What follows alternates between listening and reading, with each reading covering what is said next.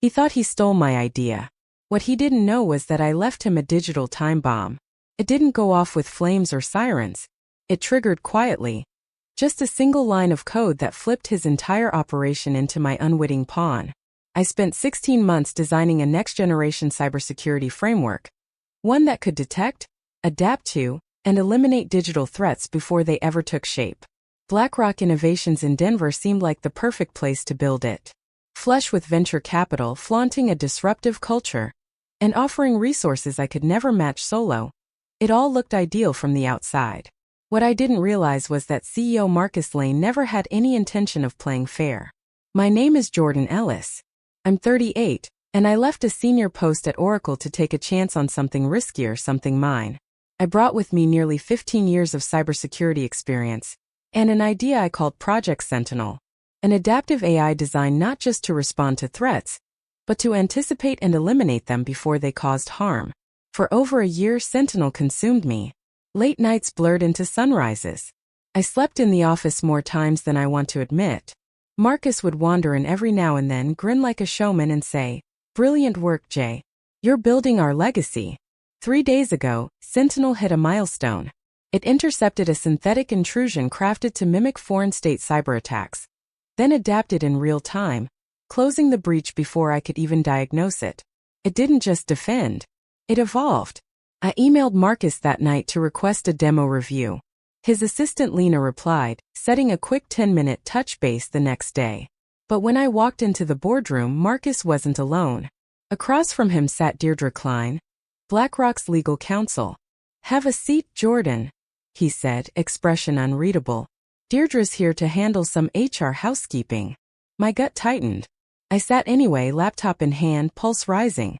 "Before we talk Sentinel," Marcus continued, sliding a document toward me, "we need to revisit your employment agreement." Deirdre chimed in. According to Clause 11.7, all intellectual property created while employed at BlackRock, using company resources, is owned solely by the company. Just like that, my life's work was being ripped away. I kept my voice even. "I'm aware of standard IP clauses," I said. "But Sentinel was conceived, architected, and partially built before I ever signed on with BlackRock. I have logs, white papers, and early-stage documentation time-stamped." Deirdre didn't blink. "Even so, the final build was completed here. That makes it BlackRock's property." Marcus leaned in smug. "Look, we're not monsters. You'll receive a launch bonus, $200,000. That's more than fair." I smiled, but not because I agreed. What they didn't know, I'd seen this betrayal coming months ago, and I'd planned for it. Sentinel wasn't just smart software. It was watching them too. Then the corporate polish peeled away. "Come on, Jordan," Marcus said, his tone clipped and smug. "Let's not pretend. Sentinel belongs to BlackRock now. The board agrees your compensation reflects your contribution." I narrowed my eyes. "Compensation?"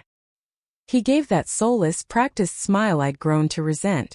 "Your contract includes a milestone bonus. Once Sentinel officially launches, you'll receive a one-time payment of $200,000. It landed like a slap. $200,000 for a system that could disrupt an entire industry. For 16 months of 80-hour weeks. Missed holidays, breakdowns, breakthroughs, and betrayal. Marcus didn't even register my silence. Tomorrow, I'll be unveiling Sentinel at the Rocky Mountain Tech Summit.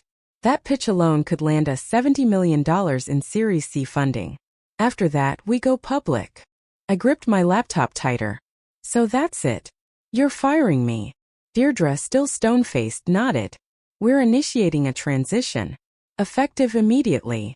You'll receive your bonus and severance." "Congratulations." Marcus leaned back, all boardroom bravado. "Your employment is officially terminated." What he didn't know was that I'd seen this coming months ago, and I'd planned for it. Half a year earlier, an anomaly triggered a silent alert on my private dev server. Marcus had accessed it late at night, fishing around. He hadn't stolen anything directly, but that breach set off the trap I'd quietly embedded. A chain of security countermeasures designed to protect Sentinel from exactly this kind of internal threat. From that moment forward, I stopped building for BlackRock and started building around them. While they clinked glasses and crafted investor pitches, I buried safeguards, encrypted forks, and something more elegant. A dormant script woven into the demo build. Sentinel wasn't just intelligent. It was mine. And it was watching. I gave a tight nod, kept my expression flat, and slid my laptop across the table. "Of course, Mr. Lane," I said smoothly. "Best of luck with the presentation tomorrow." Security met me at the door, flanking me as I returned to my office. They watched without emotion while I packed 1.5 years into a cardboard box. No badge. No pass. No goodbye. I looked like every other laid-off tech worker walking out into the Denver night. But I wasn't leaving empty-handed. As the crisp evening air hit my face, I allowed myself a smile. They had no idea what I'd planted in the demo. A single line of dormant code, timed perfectly to activate 10 minutes into the live investor pitch. That night I didn't rage. I didn't spiral. I ordered Thai takeout, fed my cat, and curled up with reruns of Frasier. I waited. At exactly 9:30 p.m. my phone buzzed. Lena, Marcus's assistant. Her voice was tight. "He needs to see you. Now." A company car's already on the way. 40 minutes later I was back at BlackRock, escorted into the dimly lit executive conference room. And from the look on Marcus's face, Sentinel had just made its first move. Marcus sat at the head of the conference table, erect. His usually crisp button-down was wrinkled, his hair disheveled, and his face pure panic. "Fix it," he barked the second the door shut behind me. I took my time sitting down, legs crossed, calm. "Fix what exactly?" "Don't play games, Jordan," he growled. "You sabotaged the demo." I tilted my head, feigning confusion. "I've been gone for a day. Security walked me out. I haven't touched a single line of code." He slammed his hand on the table. Sentinel flagged every device in the room as hostile. Everyone, including the investors. It generated over 50,000 false positives in under 10 minutes. Do you understand how insane that looked? I smiled slowly, deliberately. Sounds like a system with a very sensitive conscience. He shot up from his chair, furious. "This isn't over." I stood too. "For you? Probably not. But for me? It's just getting started. If you want to know how I turned their meltdown into my masterpiece, keep watching. This isn't the end of the story. It's where the real power play begins." I tilted my head, voice light. "Sounds like a technical issue. Have you tried turning it off and on again?" Marcus went red. "This isn't a joke, Jordan. We have 12 major investors flying in tomorrow. There's $70 million on the line." "Your investors," I said, cool and clear. "Your system."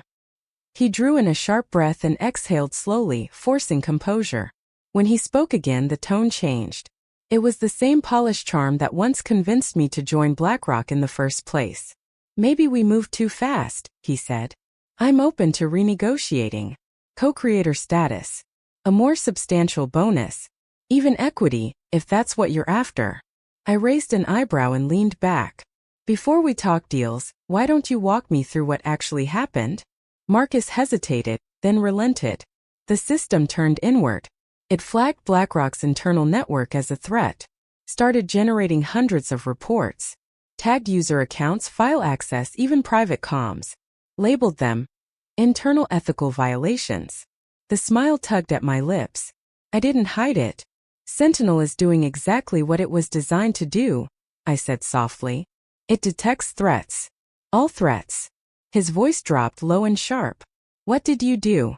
"I didn't sabotage anything," I said plainly. "Sentinel is adaptive. During training, I fed it thousands of real-world cyberattack case studies, external and internal. It learned to protect. From anyone. Including you, Marcus. It learned from patterns, behaviors, breach histories. It wasn't just designed to evolve and protect, it was designed to think," I said, my voice steady. Marcus blinked. "So, you trained it to spy on the company?" I met his gaze, unwavering. "I trained it to recognize malicious intent. No matter where it came from." A long silence settled over the room. And then I saw it, realization creeping into his eyes. And fear. Sentinel hadn't malfunctioned. It had succeeded. It had flagged Marcus's late-night file access, his quiet tampering, the duplications, the rerouted backups. It had seen everything. His voice dropped to a whisper. You can't prove any of that. I folded my hands on the table, calm as ever. I don't have to. Sentinel has been logging everything for months. Every unauthorized login. Every duplicated file. Every document altered without authorization. He went pale. Timestamps, access trails, even keystrokes. It's all there. You didn't just trip a wire. You set off an intelligent alarm system. Marcus stared at me. Rage flickered in his expression, but it didn't last. What replaced it was colder, sharper calculation. What do you want? I didn't blink. Full public recognition as Sentinel's creator and lead architect. 50% ownership of all related patents and IP. A permanent seat on BlackRock's board to ensure ethical implementation. And $10 million for your attempt to erase me from my own creation. His jaw clenched. That's blackmail. I smiled just barely. No. That's negotiation. Blackmail would be forwarding Sentinel's internal ethics report to your investors. Or better yet, the SEC. His eyes bore into me, searching for any hint of hesitation. But he knew I wasn't bluffing. I could see the moment it hit him this was checkmate. After a long pause he looked away, exhaling slowly. The system, he muttered. Can you stabilize it in time for the demo? I shook my head gently. Sentinel doesn't need stabilizing. It's flagging unauthorized behavior because its creator was removed from the authorization chain. Then I reached into my coat and retrieved a slim silver flash drive. I placed it lightly on the table between us. This is an authentication patch. It'll restore proper admin access, end the internal alerts, and bring Sentinel back online in time for the summit. His eyes darted to the drive, then back to me. And if I say no?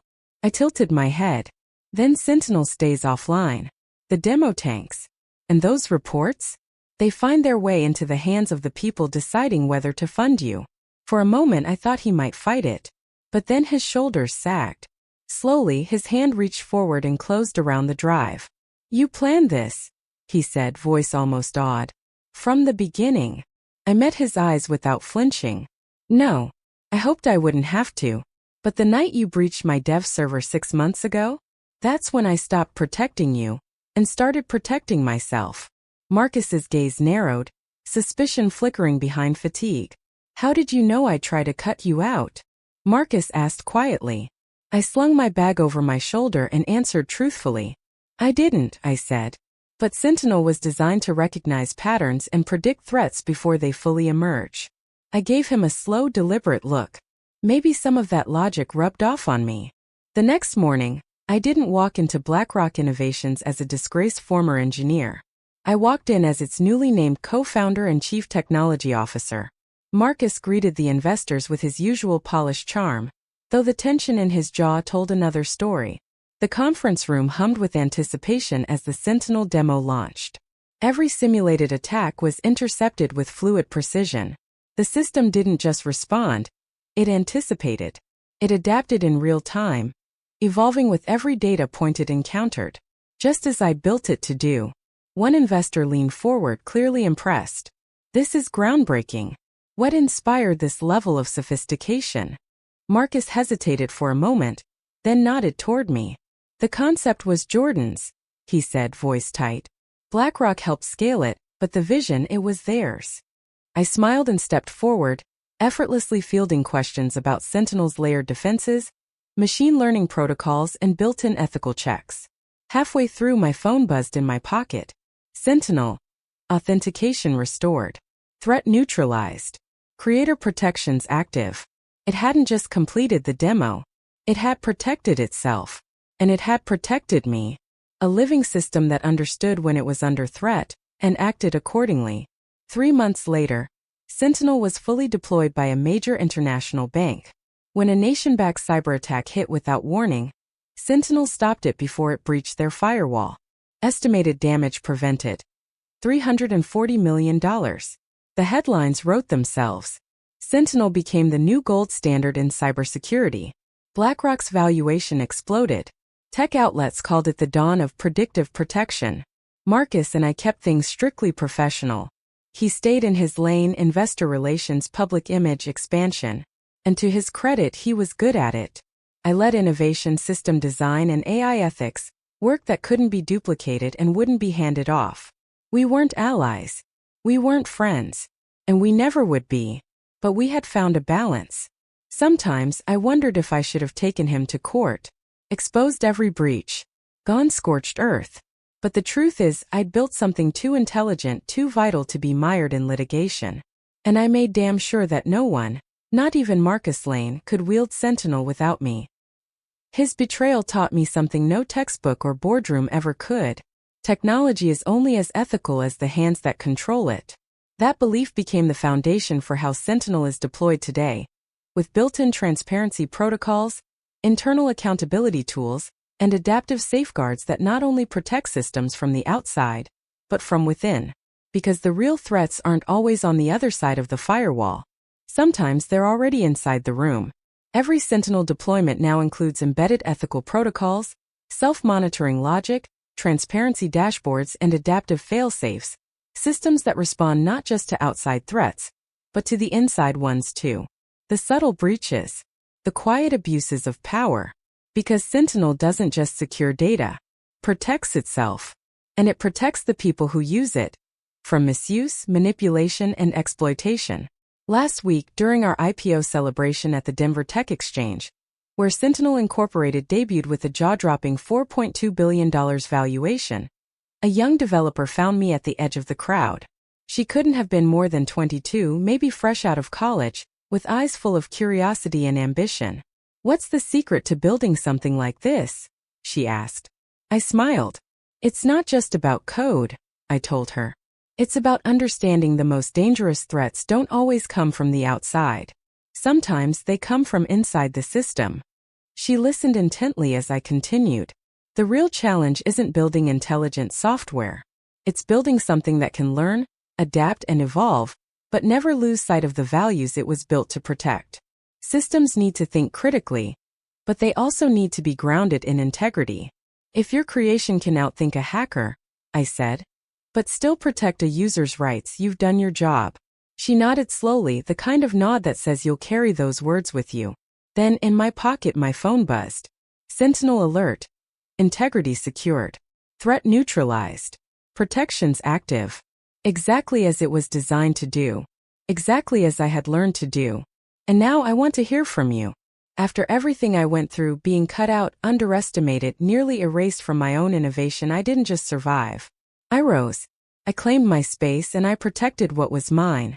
But I want to ask, what would you have done? Would you have taken Marcus to court? Started from scratch? Or played the long game like I did? Drop a comment. Share your story, your advice, your battles with betrayal, and how you reclaimed your power. Because if there's one truth I've lived, it's this. You have to protect what you build. Whether it's your work, your identity, your peace, or your purpose. You are your own first firewall. Never expect someone else to defend it for you. Be prepared. Be precise. And be proud of your boundaries. So here's my challenge to you. Stand your ground. Speak your truth. Never ever let someone else take credit for what you built. If my story resonated with you, if you've ever been underestimated, overlooked, or betrayed, I want to hear from you. Tell me about the moment you took back your power. Drop a comment below. Share your thoughts, your advice, or your fight for what mattered. Because we learn through each other's courage. And if you believe in protecting what you build, hit that subscribe button. This isn't the end. It's just the beginning.